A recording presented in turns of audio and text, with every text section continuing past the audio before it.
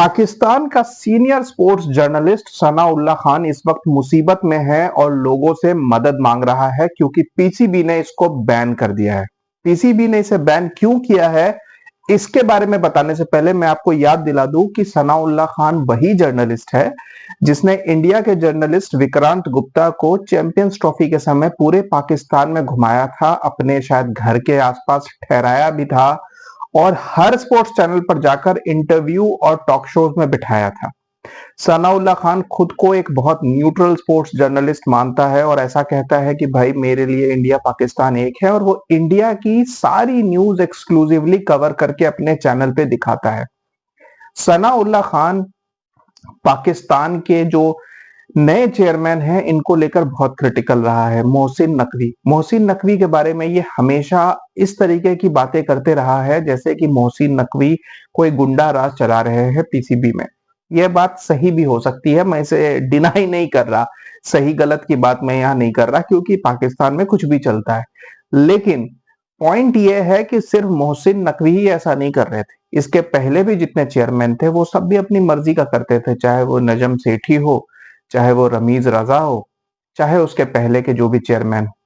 लेकिन मोहसिन नकवी खुद भी एक जर्नलिस्ट रहा है पहले और मोहसिन नकवी इस वक्त पाकिस्तान का इंटीरियर मिनिस्टर भी है, इसीलिए उसके हाथ में पावर है और वो जर्नलिस्ट रहा है। इस वजह से वो जर्नलिज्म के जो आप कह सकते हो छोटे छोटे माइन्यूट लेवल की भी जो इनकी क्वेश्चनिंग होती है और किस वे में ये सरकाजम कर रहे हैं वो सब समझता है। तो इसने अपने प्रेस कॉन्फ्रेंसेस में स्पेशल ऑर्डर दे रखे हैं मोहसिन नकवी ने कि जर्नलिस्ट को सिर्फ लिमिटेड नंबर ऑफ क्वेश्चंस पूछने की इजाजत है, क्योंकि उससे ज्यादा क्वेश्चंस पूछेंगे तो इसको मालूम है कि मैं जो भी कहूंगा ये उसे तोड़ मरोड़ के घुमा फिरा के किसी भी तरीके से प्रेजेंट कर सकते हैं। और मोहसिन नकवी सिर्फ पीसीबी नहीं बल्कि गवर्नमेंट को भी रिप्रेजेंट करता है, इसलिए मोहसिन नकवी ने कुछ रिस्ट्रिक्शंस लगाए हैं।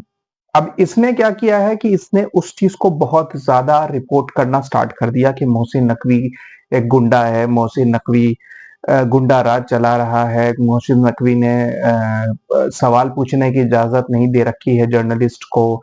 एक व्हाट्सएप ग्रुप बना रखा है पीसीबी ने जिसमें कि पहले से ही एक ऑर्डर आ जाता है कि सिर्फ ये जर्नलिस्ट क्वेश्चन पूछ सकते हैं और यही क्वेश्चन पूछ सकते हैं। तो बोला इस तरीके से नहीं होता है, एक जर्नलिस्ट की आजादी होनी चाहिए। खैर, यहां पर मैं आपको एक बात और याद दिला दूं कि यही सनाउल्लाह खान जब इंडिया पाकिस्तान का वॉर चल रहा था तो ये अपनी न्यूट्रल स्पोर्ट्स जर्नलिज्म को छोड़कर एंटी इंडिया जर्नलिज्म पे उतर आया था। अब इसने वो सारे वीडियोस डिलीट कर दिए हैं, शर्म के मारे भी और डर के मारे भी।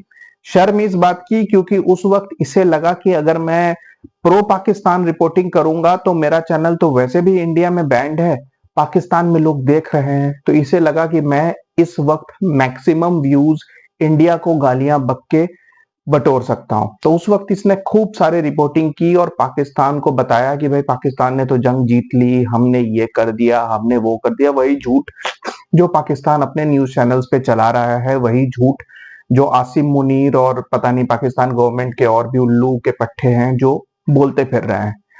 इसने वो सारी बयानबाजी की और ऐसा दिखाया कि भाई पाकिस्तान जंग जीत रही है और बहुत सारी बातें इसने एंटी इंडिया कही। बाद में इसको लगा कि अगर बाद में मेरा चैनल अगर इंडिया से हट गया बैन तो फिर इंडियन लोग ये वीडियोस देखेंगे और मेरे को अनसब्सक्राइब कर देंगे, तो इसने फटाफट वो सारे वीडियोस हटा दिए। तो ये शर्म और डर था इसे। लेकिन अब इसके अपने देश ने इसे जूते से मारा है, इसके अपने देश ने इसके मुंह पर थूका है और बिल्कुल ठीक किया है। ऐसे लोगों के साथ यही होना चाहिए। सनाउल्लाह खान इस वक्त रो रहा है क्योंकि पीसीबी ने इसे बैन कर दिया। इसने अपने चैनल पे जितने भी उल्टे सीधे लोग हैं, इसके कुछ दिन पहले इसने मैच फिक्सर सलमान बट, वही मैच फिक्सर जिसे यूके में अरेस्ट करके जेल में डाला गया था, जिसने अपने साथ साथ मोहम्मद आमिर और मोहम्मद आसिफ का भी करियर बर्बाद किया था। आप इमेजिन करो कि कितना घटिया आदमी है सलमान बट, और ये सलमान बट को सर सर करके अपने चैनल पे बुला के लाया। और सलमान बट ने भी बहुत बड़ी बड़ी बातें करी एज इफ कि वो कितना बड़ा क्रिकेट एक्सपर्ट है, जबकि वो एक चोर है। इसने कुछ दिन पहले रमीज रजा को बुलाया और रमीज रजा के साथ इसने ये डिस्कशन किया कि भाई 325 तो पाकिस्तान की ओडीआई टीम के लिए कोई बात ही नहीं है, ये वेस्ट इंडीज की सीरीज के पहले की बात है।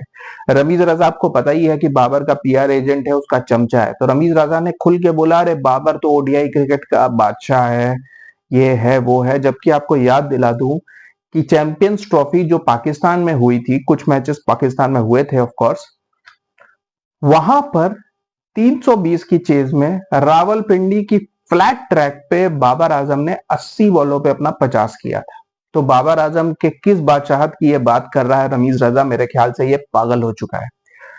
और अब जब वेस्ट इंडीज से वो सीरीज हार गए तो इसके बयानबाजी सारी बंद हो गई। ये हर वक्त हर चीज को बढ़ा चढ़ाकर अपनी जर्नलिस्ट रिपोर्ट में दिखाता है।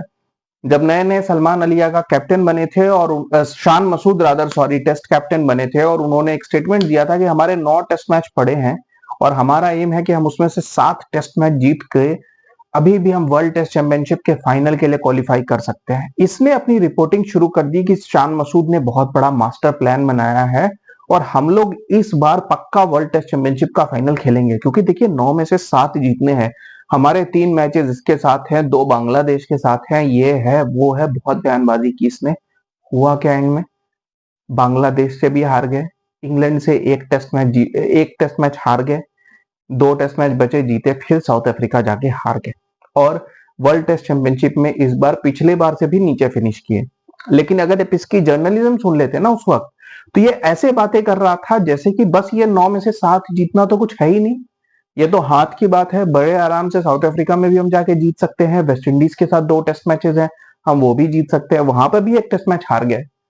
तो आप टोटल जिस 9 मैचेस में से 7 मैच जीतने की बात कर रहे थे, 7 छोड़िए, आप 3 मैच जीत पाए बस।